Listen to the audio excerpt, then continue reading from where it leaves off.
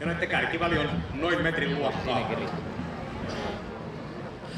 Lentopisteitä jaetaan mallin realistisuudesta ja myös mallipisteitä saa siitä, jos tuo siipi on rakennettu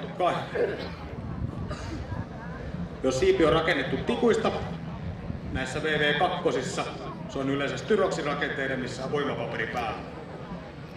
Kombatti erä kestää noin 7 minuuttia ja yhtä aikaa ilmassa on maksimissaan 6 tuntia.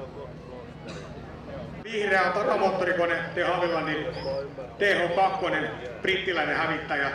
Ja britit ei osannut tehdä konekivääriä, joka olisi pystynyt ampumaan sen potkurin kehän lävitse, että tahdistettuna sillä tavalla, että se ei missään vaiheessa osu lapaan. Niin englantilaiset oli sen verran kekseliäitä, että he ratkaisivat asian siirtämällä moottorin taakse ja tekemällä työtöpotkurin. Ja sitten saatiin sinne nokkaan konekivääriä ja pystyttiin ilmakahinoihin ottamaan osa.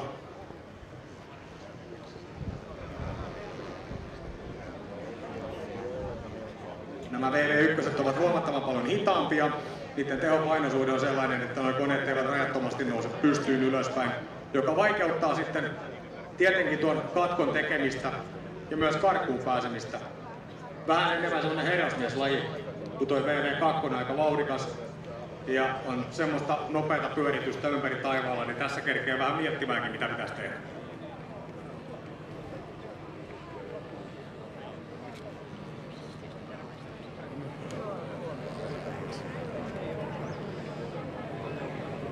Joukossa on vielä viinipunainen kone.